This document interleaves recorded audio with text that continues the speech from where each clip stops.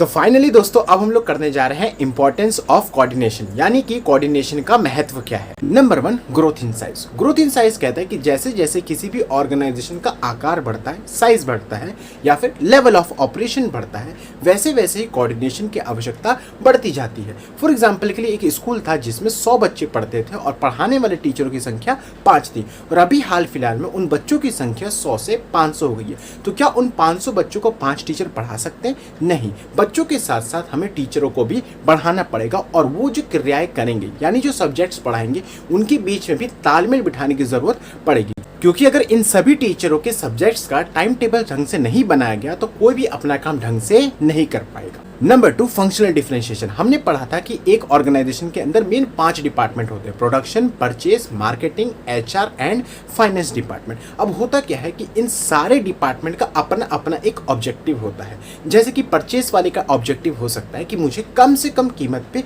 ज़्यादा से ज़्यादा सामान खरीदना है, ठीक है। ऐसे ही सेल्स वाले, मार्केटिंग वाले का ऑब्जेक्टिव हो सकता है कि मेरे को ज़्यादा से ज़्यादा सेल्स कर दी। प्रोडक्शन वाले का ऑब्जेक्टिव हो सकता है कि मेरे को ज़्यादा से ज़्यादा प्रोडक्शन करनी है कम से कम समय में। तो इन सब को हम लोग इंडिविजुअल ऑब्जेक्टिव्स कहेंगे इन डिपार्टमेंट के। लेकिन इन सब का एक मेन ऑब्जेक्टिव भी हो सकता है जो पूरे ऑर्गेनाइजेशन का ऑब्जेक्टिव होता है। जैसे कि ऑर्गेनाइजेशन का ऑब्जेक्टिव हो सकता है कि हमें प्रॉफिट को जो है इस साल पिछले से डबल करना है। अब होता क्या है कभी कभी कि ये जो डिपार्टमेंट है मेन ऑब्जेक्टिव को भूल जाते हैं और अपने ऑब्जेक्टिव के ऊपर, अपने पर्सनल ऑब्जेक्टिव के ऊपर ज़्यादा फोकस करने लग जाते हैं। तो इससे होता क्या है कि इन डिपार्टमेंट के बीच में लड़ाइयाँ होने लग जाती हैं। ऐसा क्यों हो रहा है? जैसे कि परचेस वाले ने मान लो कि अपना कम से कम कीमत पे परचेस करने के लिए बहुत ज़्यादा ही सामान परचेस करके लिया आया, लेकिन प्रोडक्शन वाला कहेगा भाई आप ज़्यादा खरीद के लेके आ गए, मैं तो बना ही नहीं पाऊंगा, मेरी तो इतनी कैपेसिटी ही नहीं है। तो होता क्या है कि कभी कभी ये लोग अपने पर्सनल ऑब्जेक्टिव्स को कंप्लीट करने के लिए मेन ऑब्जेक्टिव्स को भूल जाते हैं। इसकी वजह से डिपार्टमेंट्स के बीच में लड़ाइयाँ हो जाती हैं। तो अगर डिपार्टमेंट्स के बीच की लड़ाइयों को सुलझाना है तो कोऑर्डिनेशन की ज़रूरत और बढ़ती जाती है। And last importance is specialisation. ये पॉइंट कहता है कि ऑर्गेनाइजेशन, संगठन अपने एम्प्लॉयज़ को उनके काम में स्पेशलाइज करना चाहता है तो उसको कोऑर्डिनेशन की ज़रूरत पड़ती है। कैसे? पहले तो स्पेशलाइजेशन को ध्यान से समझ लो।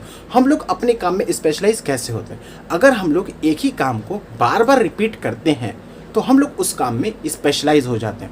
मोटे मोटे तौर पर डिटेल में हम लोग इसको सेकंड चैप्टर में पढ़ेंगे कि कैसे स्पेशलाइजेशन आता है। फिलहाल इतना क्लियर है।